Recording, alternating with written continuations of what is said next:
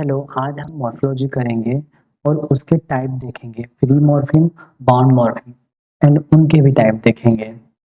फिर अपन morpheme and ऑलोमॉर्फ में difference देखेंगे। देन लास्ट में मॉर्फोलॉजी के एनालिसिस करेंगे। तो मॉर्फोलॉजी क्या होता है? Morphology is the study of ordering speech sound into smallest meaningful. Basically morphology में अपन डिफरेंट साउंड को जोड़कर एक वर्ड फॉर्म करते हैं, मीनिंगफुल वर्ड फॉर्म करते हैं, उसे मॉर्फोलॉजी कहते हैं। इसकी स्टडी को मॉर्फोलॉजी कहते हैं। अपन एग्जांपल लेते हैं कैट का। के ए ट। ये साउंड को मिला के अपना वर्ड बनता है कैट। जो ये वर्ड बना है एक मीनिंगफुल वर्ड है। तो आप देख सकते हैं के एट को मिला के, ये स्पीच साउंड को मिला के एक वर्ड फॉर्म हुआ है, मीनिंगफुल वर्ड। इसे मॉर्फोलॉजी कहते हैं। Morphology is the study of words, including the principle by which they are formed and how they related to one another within a language.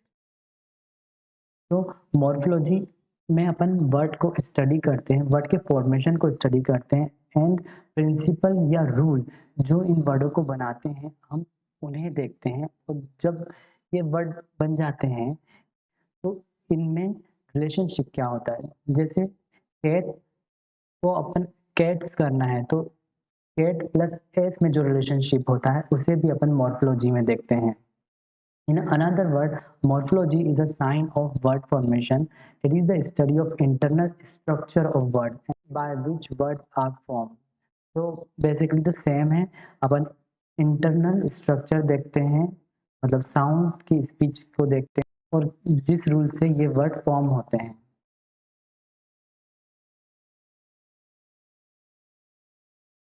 According to Bloomfield, it is the study of construction in sound form appear among constituents. According to Dorfman, the study of the waves and the method of grouping sound into complex words or sound. Basically complex sound को group करके words form करते हैं, उस study को morphology बोलते हैं। The morphology analysis the structure of word in term of morphemes. Morphology की study अपन इन टर्म ऑफ मॉर्फिम्स करते हैं। मॉर्फिम्स क्या होते हैं? एक स्मॉलेस्ट यूनिट होती है लैंग्वेज में जो इंडिपेंडेंटली मीनिंगफुल होता है। बेसिकली ये कह सकते हैं मॉर्फिम एक स्मॉलेस्ट मीनिंगफुल वर्ड होता है जो फर्दर डिवाइड नहीं हो सकता। अपन केट को अपन और डिवाइड नहीं कर सकते तो उसके अंदर मीनिंग नहीं होगा। कभी अपन केट को डिवाइड करते हैं के वर्ड में तो ये मीनिंगफुल नहीं होंगे सेपरेटली। यहाँ पर एक और एग्जांपल दिया हुआ है मॉर्फिम का। For example, in the English, root catch and the suffix ing are both morpheme. Catch plus ing दोनों मॉर्फिम हैं।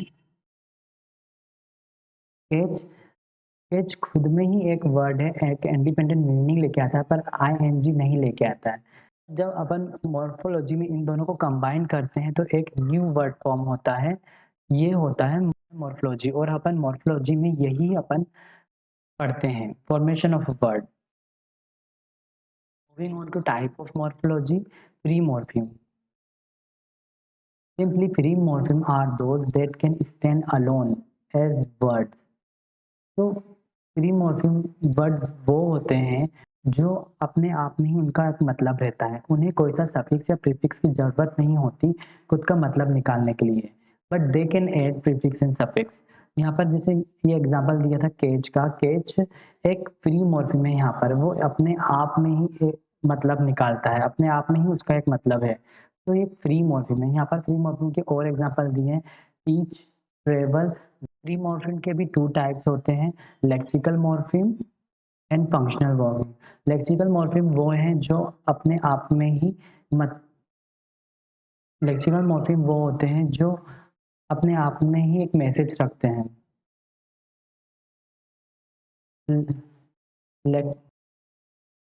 लेक्सिकल मॉर्फिम वो होते हैं जो मैसेज कंटेन करते हैं। जैसे नाउन एक मैसेज कंटेन करता है और एडजेक्टिव्स, वर्ब्स, ये सब का अपने आप में ही एक मीनिंग होता है, एक मतलब होता है। मॉर्फिम ओपन क्लास होते हैं बिकॉज़ अपन लेक्सिकल मॉर्फिम में और वर्ड ऐड कर सकते हैं। जैसे अभी ही फिलहाल में देख लीजिए आप कितने कुछ नए-नए वर्ड आ रहे हैं। सो जो नए वर्ड आते हैं वो लेक्सिकल मॉर्फिम होते हैं। फंक्शनल मॉर्फिम वो होते हैं जो एक फंक्शन प्ले करते हैं सेंटेंस में। उनका एक कोई फंक्शन होता है सेंटेंस में, वो फंक्शन मॉर्फिम होते हैं। Function morpheme such as conjunction, preposition, article, pronoun. Function morpheme close class होते हैं बिकॉज़ इसके अंदर और वर्ड अपन ऐड नहीं कर सकते। आपने कभी देखा है ऑफ, द, ए, एन इनके अलावा और नए वर्ड आते हुए? नहीं। तो यही अपने फंक्शनल मॉर्फिम होते हैं जो चेंज नहीं होते। Moving on to second type, bound morpheme. Bound morpheme वो होते हैं जो अपने आप में मतलब नहीं होता। वो जब किसी और वर्ड से जुड़ते हैं, तब उसका मतलब निकलता है। यहाँ पर मॉर्फिम के एग्ज़ाम्पल देख सकते हैं, एफिक्सेस हैं, जैसे दिस, अन, इड, हुड। ये सब किसी वर्ड में जुड़ेंगे तब का मतलब निकलेगा, अदरवाइज़ इनका कोई मतलब नहीं है। तो यही अपने बाउंड मॉर्फिम होते हैं। तो जो दिस, अन, इट ये सब एफिक्सेस होते हैं। एफिक्सेस 4 तरीके के होते हैं बट इंग्लिश में 2 ही होते हैं। प्रीफिक्स जो वर्ड के आगे लगता है एंड सफिक्स जो वर्ड के पीछे लगता है। जिस वर्ड में एफिक्सेस ऐड होते हैं उन्हें बेस बोलते हैं। बाउंड मॉर्फिम भी 2 टाइप में डिवाइडेड होता है, डेरिवेशनल मॉर्फिम और इन्फ्लेक्शनल morpheme. Derivational morphemes modify a word to create a new word with a different meaning or part of speech. Derivational morpheme एक वर्ड को मॉडिफाई कर देता है या तो फिर एक नया वर्ड क्रिएट कर देता है मॉडिफाई करके। डेरिवेशनल मॉर्फिम भी 2 तरीके के होते हैं, क्लास चेंजिंग होता है और एक क्लास मेंटेनिंग होता है। क्लास मेंटेनिंग डेरिवेशनल मॉर्फिम वो होते हैं जो ओरिजिनल वर्ड को न्यू वर्ड में कन्वर्ट करके बट वो सेम ही क्लास में बिलोंग करे। जैसे बॉय है, बॉय नाउन है, कभी अपन उसके अंदर सफिक्स ऐड कर दे, बॉयहुड या बॉयज कर दे, ये दोनों भी नाउन में ही आएंगे। तो ये एक क्लास मेंटेनिंग है। नाउन क्लास थी तो नाउन ही क्लास है, तो ये चीज अपनी क्लास मेंटेनिंग में होती है। एंड क्लास चेंजिंग में क्या होता है, जो अपना ओरिजिनल वर्ड है वो न्यू वर्ड क्रिएट करता है बट उसकी क्लास चेंज हो जाती है। जैसे एबल, अनेबल, सीजन, सीजिया, sing, singer. Professional morpheme morphemes indicate grammatical function like tenses, number or case without changing the word's meaning or category. Inflectional morpheme वो होते हैं जिनके अंदर tenses change हो जाती है। For example, the dog barks। यहाँ पर s लगा हुआ है, ये प्रेजेंट टेंस का इंडिकेट दे रहा है। कभी अपन को लिखना हो द डॉग बार्क्ड, यहाँ पर टेंस चेंज हुआ है, ये इन्फ्लेक्शनल मॉर्फिम का यूज हुआ है। नंबर, जब कभी सिंगुलर को अपन प्लूरल में कन्वर्ट कर देते हैं एस लगा के, तो ये भी अपना इन्फ्लेक्शनल मॉर्फिम के अंदर आ जाता है। यहाँ पर टोटल सिर्फ 8 टाइप के इन्फ्लेक्शनल मॉर्फिम होते हैं, उन्हें अपन देख रहे थे। Plural S, the dogs barked loudly in the park, जो डॉग के साथ एस लग गया है वो अपना इन्फ्लेक्शनल मॉर्फिम है। Possessive S, that is Sarah's book, तो ये अपन ने पॉजेसिव एस लगा है, ये भी अपना इन्फ्लेक्शनल मॉर्फिम है। Third person singular, he runs every morning. In past tense, he watched a movie last night, यहाँ पर अपना ये इन्फ्लेक्शनल मॉर्फिम है। ING present participle, they are playing last three. in past participle, he has it. He are comparative. This test is easier than the last one. He as superlative, he is faster than runner on the team. So there are 8 inflectional morpheme you have to remember. Superlative होता है, comparative होता है, past participle होता है, present participle होता है, third person singular S होता है, पॉजेसिव एस होता है, प्लूरल एस होता है। ये 8 होते हैं जो अपने सेंटेंस में होते हैं और ये इन्फ्लेक्शनल मॉर्फीम होते हैं। अब अपन डिफरेंस देख लेते हैं मॉर्फ, मॉर्फीम और ऑलोमॉर्फ में। When a word is segmented into parts and segment are referred to as a morph. जब कोई वर्ड टूटता है तो उसमें जो सेगमेंट होते हैं वो मॉर्फ होते हैं। फॉर एग्जांपल अपना कैट को ले लेते हैं। अपना कैट ऐसा लिखता है, फोनेटिकली ऐसा लिखा जाता है कैट, ठीक है। तो यहाँ पर जो ये एस इंक्लूड हुआ है और ये कैट्स है, ये दो डिफरेंट थिंग है, तो ये दोनों क्या है, मॉर्फ है। इधर भी एक एग्जांपल है happier, thus consists of two morph which can be orthographically written as happier and ear. In phonological transcription, the two words can be represented happy and and each morph thus represent a particular morpheme. तो ये जो each term है ये एक particular morpheme को define करते हैं। The term morpheme and morph are thus comparable to the term form and substance given by the precedent issue. The morpheme is an element of form which may be represented directly by phonology segment with a particular shape, that is by morph.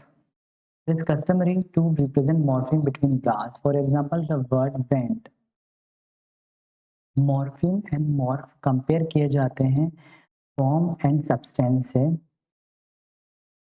Basically morph एक phonological shape है, represent अपना morpheme को करता है। यहाँ पर एक example दिया हुआ है वेंट का।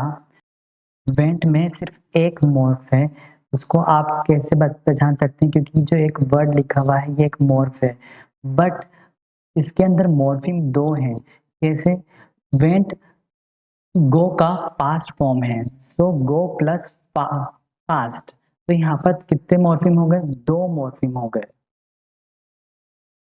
तो डेट्स वाई अपना मॉर्फीम शेप होता है जो सिर्फ मॉर्फीम को रिप्रेजेंट करता है।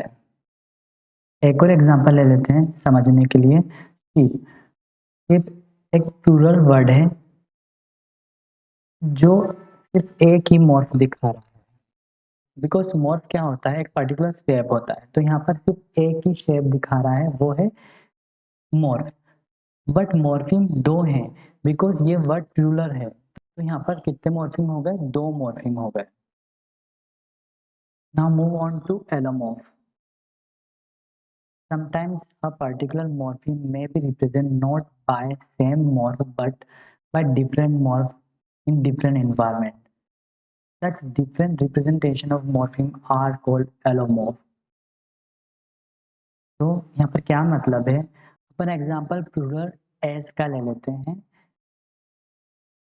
जैसा कि मैं अभी तक एक कैट का एग्जांपल ले रहा था, जब अपन कैट को प्रोनाउंस करते हैं तो अपने लास्ट में एस साउंड आता है, पर जब अपन बॉयज को प्रोनाउंस करते हैं तो अपना साउंड आता है। और कभी अपन बसेस को साउंड करते हैं तो यहाँ पर साउंड आता है। ये सब डिफरेंटली रिप्रेजेंट कर रहे हैं एस को, तो ये सब मॉर्फ हैं एस के।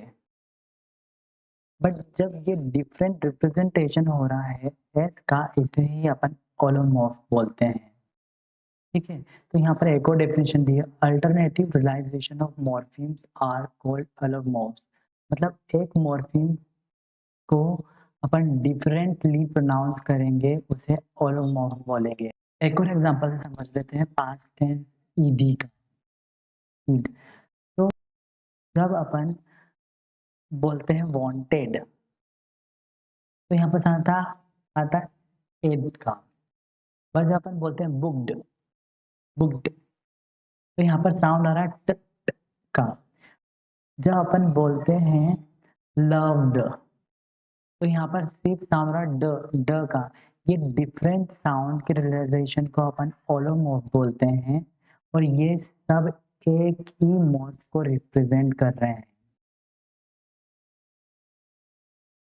तो ये डिफरेंट होता है ओलोमॉर्फ, मॉर्फीम और मॉर्फ में। यहाँ पर एक और डेफिनेशन दी हुई है, minimal phonetic form that has meaning is called morph, and those morphs which belong to the same morpheme are called holomorph.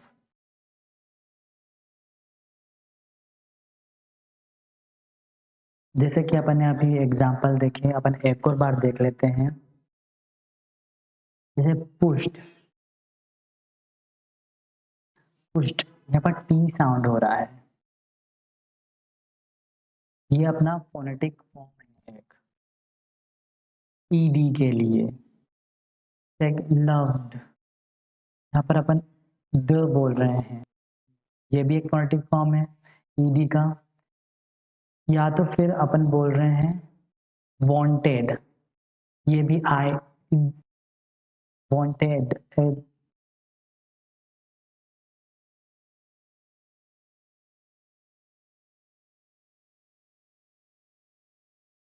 या तो फिर वांटेड, ईडी बोल रहे हैं, एड, एड, ये भी एक फोनेटिक फॉर्म है।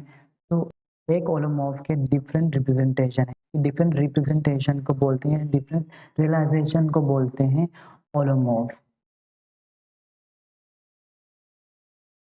अभी के लिए बस अपन इतना ही करते हैं।